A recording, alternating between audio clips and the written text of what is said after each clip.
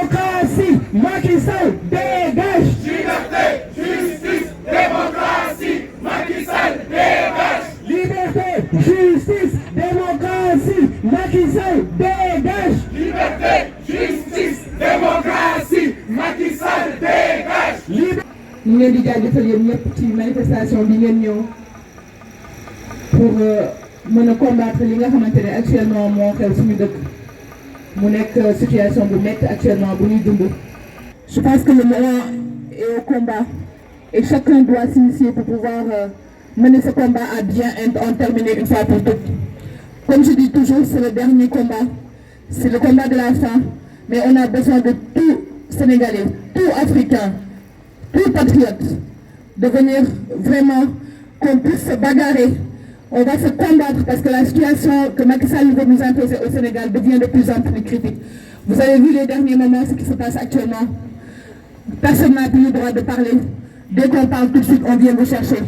Ils ont mené sur place une stratégie pour pouvoir prendre tous les responsables du parti de passer.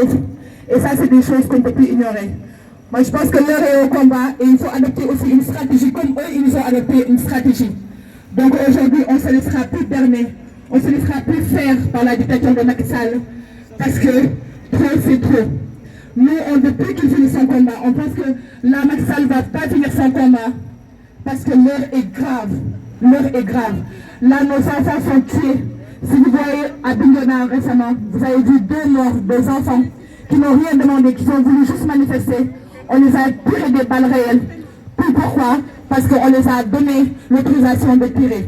Et moi je dis en bas aux policiers, en bas aux gendarmes qui sont en train, qui devaient être avec le peuple, mais aujourd'hui qui sont dos avec le peuple. Et vraiment, on peut réveiller sa famille. Chaque membre, chaque Sénégalais doit réveiller une nouvelle de conscience à travers les réseaux sociaux. Parce qu'actuellement, certes on n'est pas au Sénégal, mais nous on est là pour pouvoir se battre avec Macky Sall, avec l'international, mais également se battre sur les réseaux sociaux. Toujours su donner le là pour que les combattants au niveau du Sénégal puissent sortir et combattre pour la démocratie. Ça c'est hyper important. Donc merci encore une fois d'être venu. À chaque fois, je lance un appel à ceux qui nous suivent à travers les réseaux. Venez nombreux, sortez, manifestez votre mécontentement. Il faut savoir qu'en cette période de Ramadan, on sait qu'on a personne n'a le temps de pouvoir manifester, etc. Mais si on fait appel à vous, encore une fois, c'est pour que les gens au Sénégal puissent savoir qu'il y a un soutien de la diaspora. C'est hyper important. Donc, c'est un message que je lance encore une fois à toutes les coordinations de la diaspora, à toutes les coordinations du Sénégal, qu'on soit de PASTEF ou pas. Il faut sortir assiéger les consulats, il faut sortir assiéger les préfectures, il faut sortir assiéger les mairies, il faut sortir assiéger les ambassades. C'est hyper important. Il n'est pas normal, encore une fois, que nos frères et nos sœurs se fassent emprisonner, se faire tuer au Sénégal et nous, on reste sans rien faire. On sait que la diaspora, encore une fois, cette vitrine qu'il est, que ça représente au niveau du Sénégal, il faut que ça se traduise sur le terrain.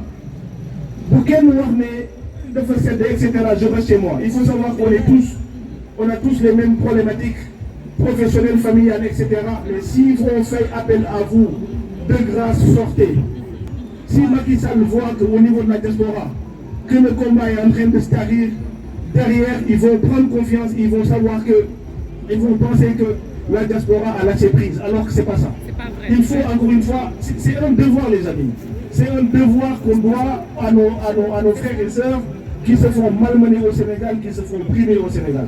Ça c'est hyper important. Ça, donc c'était le premier message que je voulais lancer à l'endroit des Sénégalais de la diaspora. Il faut qu'on sorte manifester et dire à Macky Sall que cette démocratie, que nos parents et nos arrière-grands-parents ont arraché de hautes luttes, il n'a pas le droit, encore une fois, de le confisquer.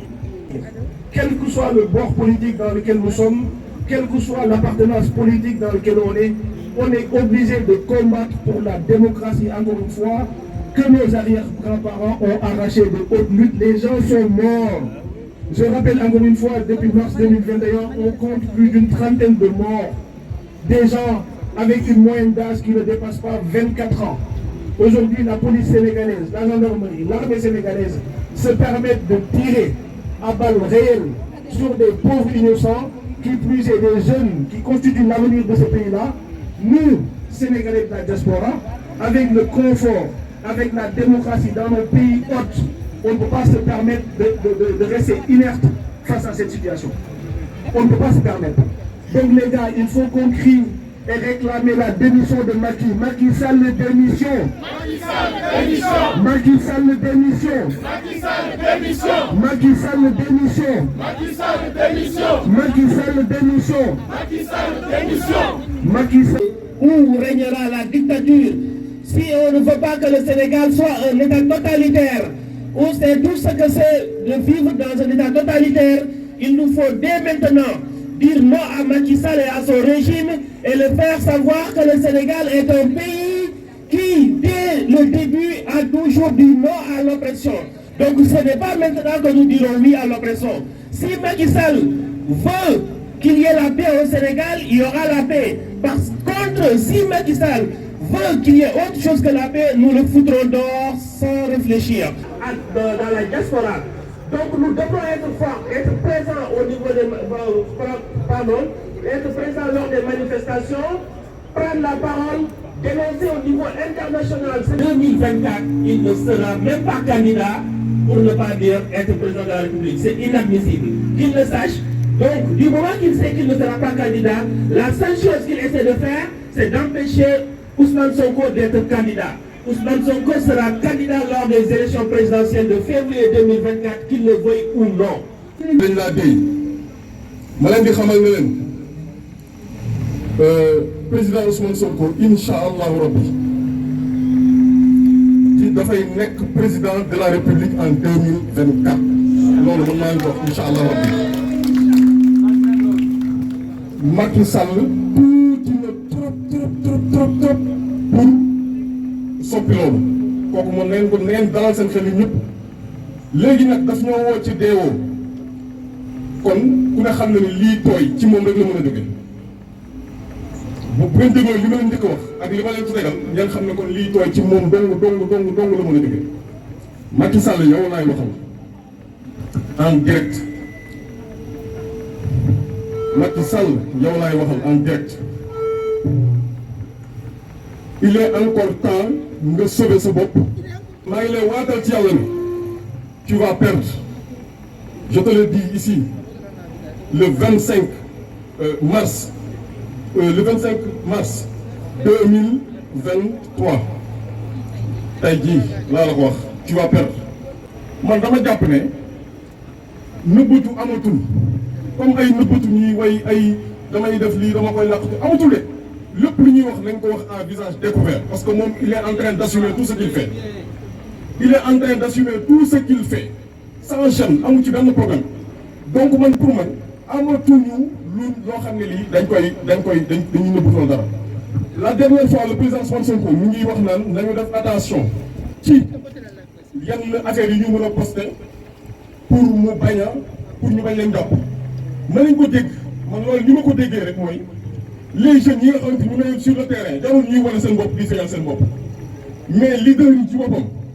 bu ñu dëggalee seen bopp dinañ leen jàpp bu ñu dëggalu seen bopp dinañ leen yeew mani militaire yi yóbbu leen ci kaso bi te ñu dëggal seen bopp ñu yeew leen yóbbu leen ci kaso bi moo gën fuuf ñu toog seen kër ba ñu fekk leen fa ñokkati leen daal ko yóbbu leen. Macky Sall dafa tiit soo xoolee ni muy defee ngeen xam ne dafa tiit dafa ragal dafa tiit lool weñ bu yëngatu sax xeebul dara weñ bu yëngatu xeebul dara lu ñëw lu yëngatu rek mu dem jël la foog ngay xamee ne. àndatul ak sago. Sénégal suñu bakkan jox nañ la ko addiya amul xeñar ku daanu ñu wutu la suñu ndam moo di doog buumu daam Sénégal suñu bakkan jox nañ la ko addiya amul xeñar ku daanu ñu wutu la. Moi, mon discours, je vais l'orienter pour parler aux Sénégalais en particulier. Parce que hier, on a été à une manifestation au niveau de l'ambassade du Sénégal. Et je me suis rendu compte que c'est une chose qui devient vraiment récurrente. Les personnes que j'ai trouvées là-bas, ils nous ont dit en 2011, tous les vendredis, ils manifestaient là-bas contre la dictature. En 2019, ils sont venus. En 2023, ils sont revenus. Est-ce qu'on n'a pas de problème, nous les Sénégalais, qui sont les cadres?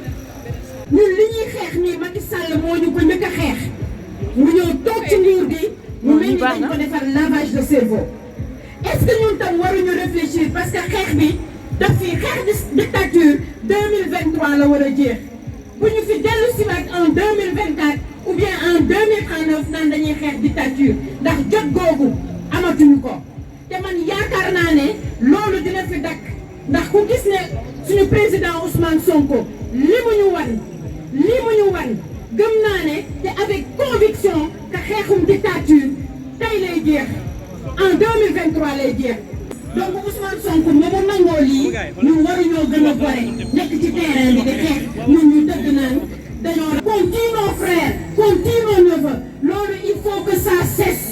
Sortons, tout le monde doit sortir et que ce combat de la résistance là et que ce combat de la démocratie là, il faut que ça cesse en 2023. Macky Sall dégage. Macky Sall dégage. Mbooloo mi pour xeex Macky Sall il faut nekk en nombre mbooloo bi ñëpp génne seen kër. waaw affaire bi daal xam nga lan la sénégalais il faut que ñuy génn en masse tant que Macky Sall génnuñu en masse du fi jógee moom te encore diaspora bi moo war a yore poids bi yëpp diaspora bi daal moo war a yore poids bi yëpp il partout war nañu manifester dem ci ambassade yi dem ci kër yi dem ci banlieue yi tout ça ba Macky Sall jóge fi mais suñu bàyyee Macky Sall ci combat bi si on est réuni et divisé gagné na ñàkk nañu combat bi. Merci beaucoup.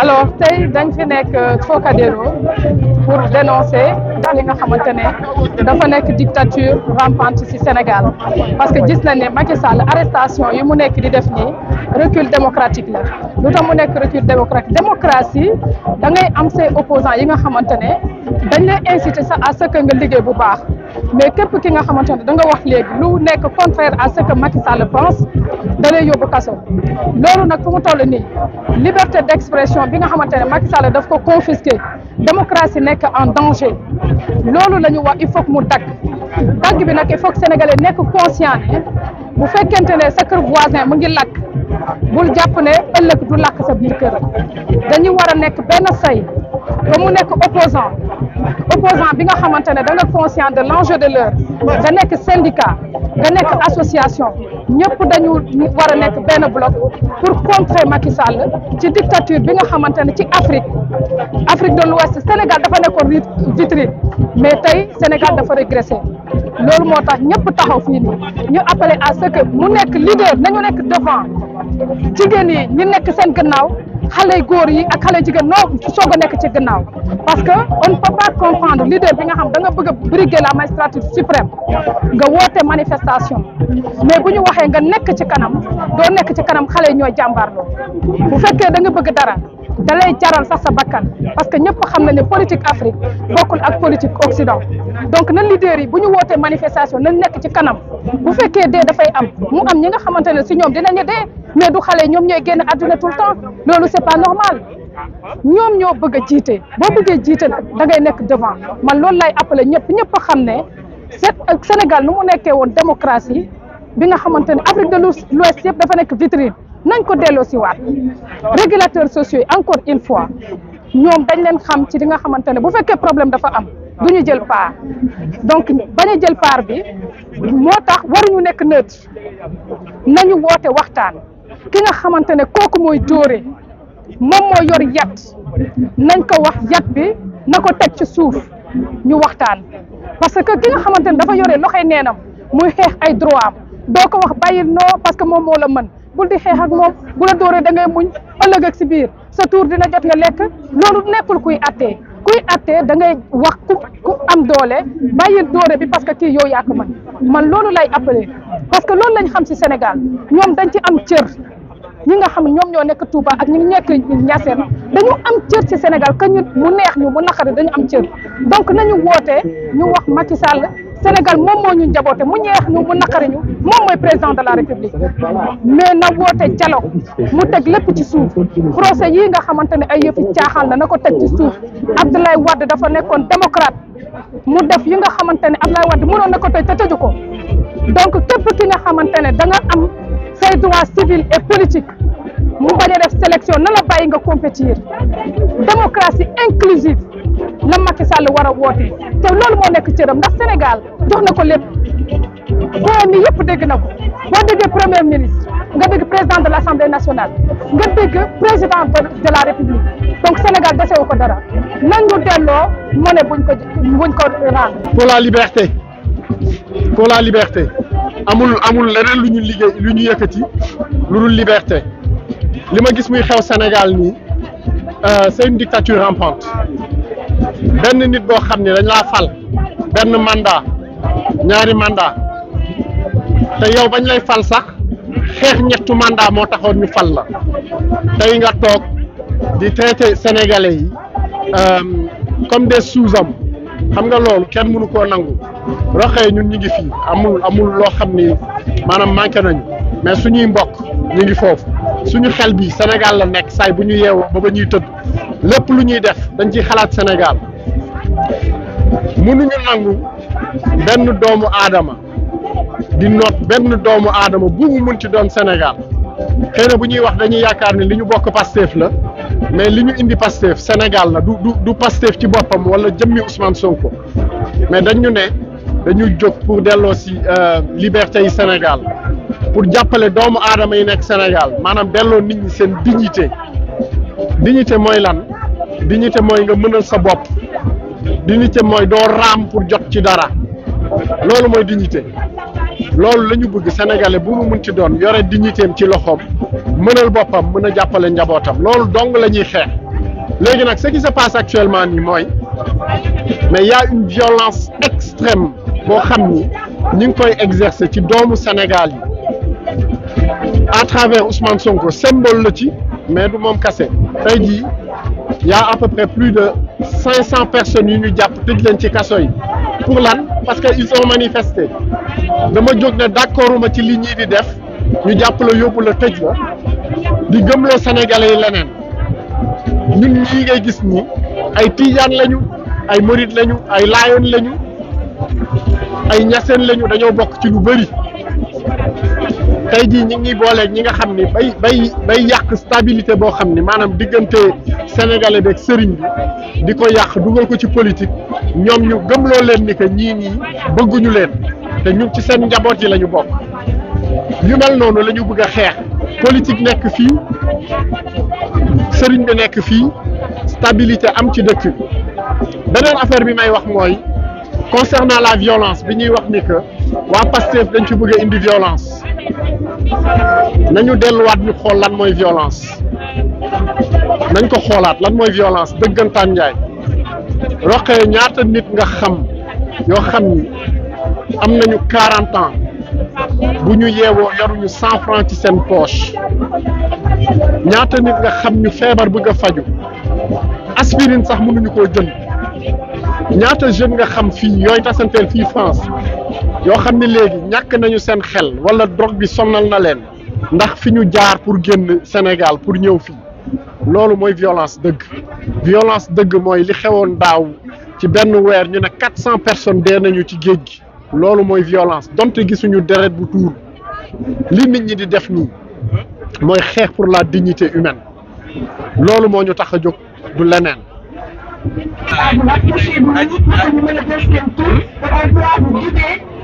Lors de la bourde de la commission qui est prévue de 6 heures de Inch'Allah. Macky Sall, DRS. Liberté, justice, démocratie. Macky Sall,